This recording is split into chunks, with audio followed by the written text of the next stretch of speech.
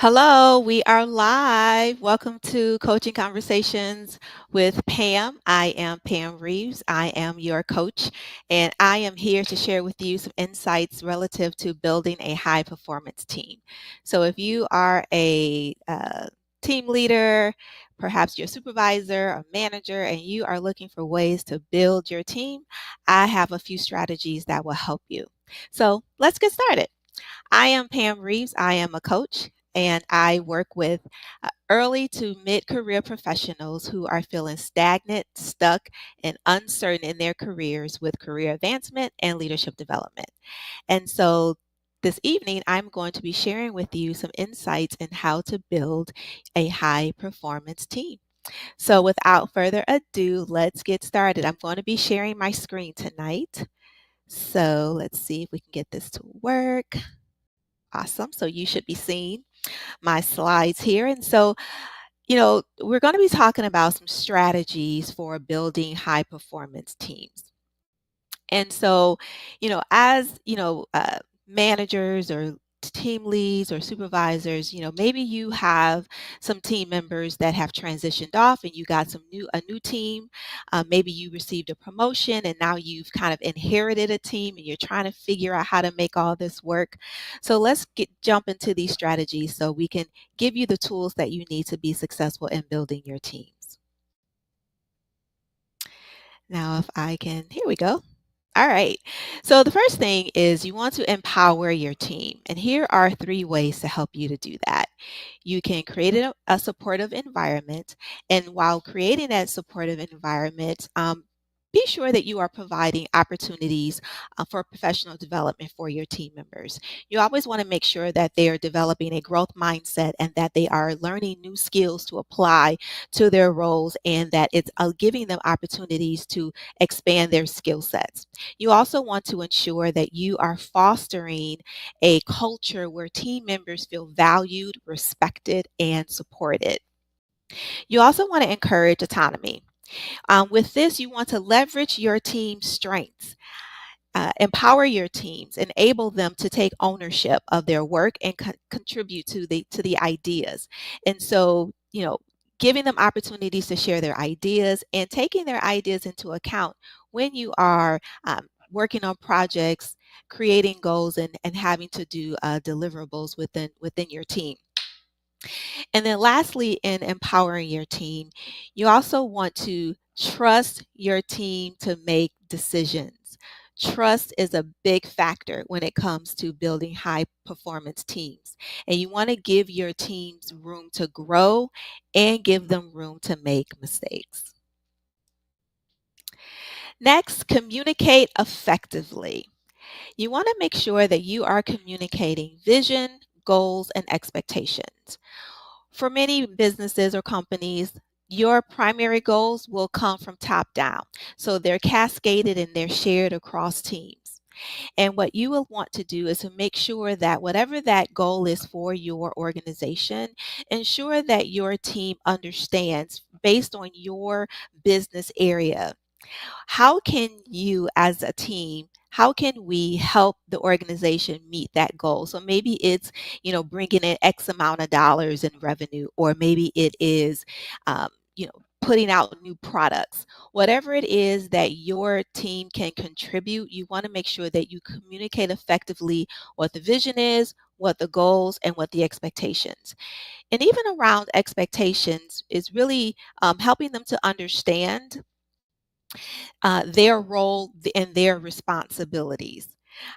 So ensuring that you have regular conversations, regular check-ins, so that you can let them know about their performance, giving them opportunities to make any corrections that are needed, and again, ensuring that all of this is done very clearly and that it is written out so everybody knows we're on the same page. You also want to maintain alignment through regular check-ins. How often are you meeting with your team members? I'll pause and let you think about that. Are you meeting with them on a weekly basis, monthly basis? Are those the meetings that get changed when another meeting comes up? Those are the first to go. I want to challenge you to start making your one-on-ones with your team members a priority. It is very important for you to spend time with your team. One, it helps you to get to know them better. You can understand what they're working on, and you can also really understand, what are their skill sets? What are they bringing to the table that you can continue to leverage so that you are building a high performance team? So ensure that you are having regular check-ins with your team. I also, with communicate effectively, you also want to encourage open channels of communication. And so you want to create an environment where team members feel comfortable in sharing ideas, concerns, or even providing feedback.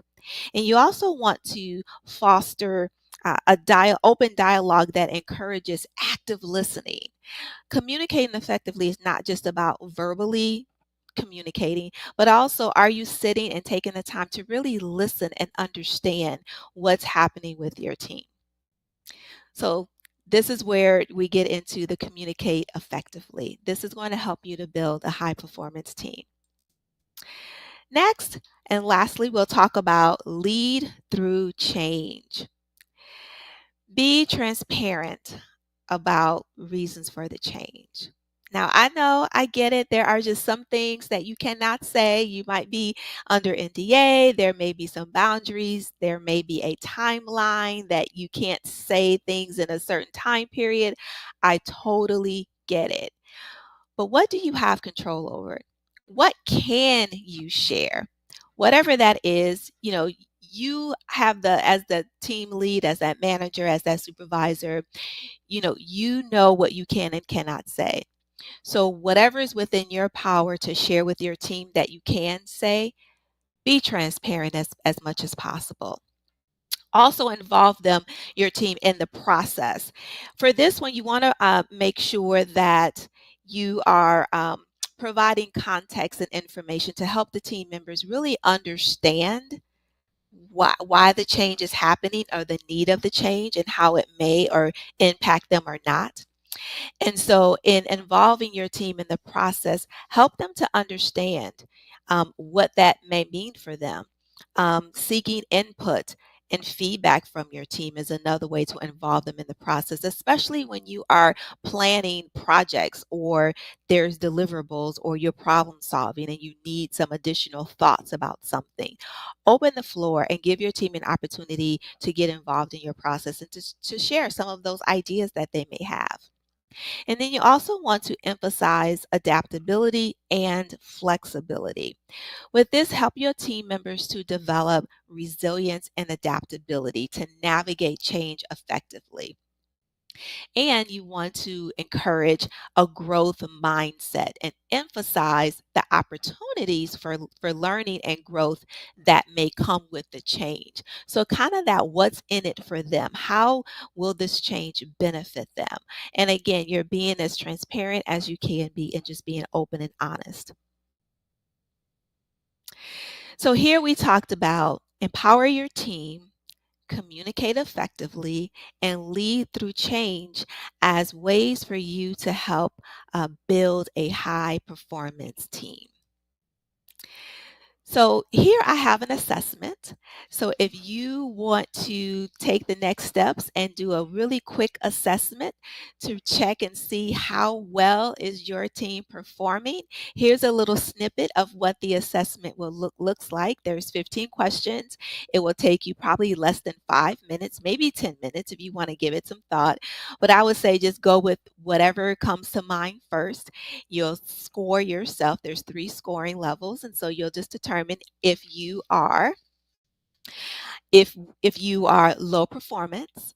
And so with that, there are some opportunities for you to think about setting some goals, and how can we develop as a high performance team? Where are we lacking? And those can be your development areas for your team. You can be moderate performance, where there are some areas of strength, but there's also some areas too that you can develop, and you can have an opportunity to do that as well. And then perhaps you are a high performance team.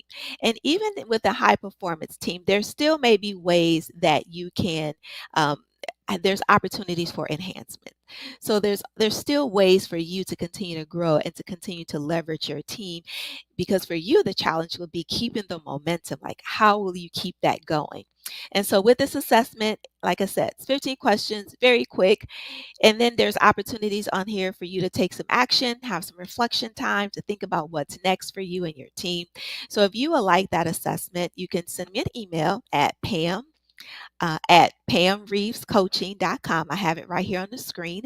And in the subject, put team assessment. And if you do that between now and Friday, April 19th of 2024, I will send you over this assessment. You can take it and then just let me know how it goes for you. So again, if you want the assessment, you can send me an email at pamreevescoaching.com, and in the subject put team assessment, and I will get you added to my email list and send that right over to you. After April 19th, you can find it on my website, where I'll have some other resources available for you as well. So, with that, next week, I'm going to be talking about embracing change with confidence. And I'm also going to be playing around with the timing. So, for that next week, I may go a little bit earlier in the day and just see how that flows and how that works. So, with that, if there's nothing else, thank you so much for tuning in. I hope you found these three strategies helpful. And again, if you want that resource, that assessment to take to check to see where your teams are, send me an email and I will definitely get that over to you. And until next time, keep elevating your potential and exceeding your limits. Have a good night.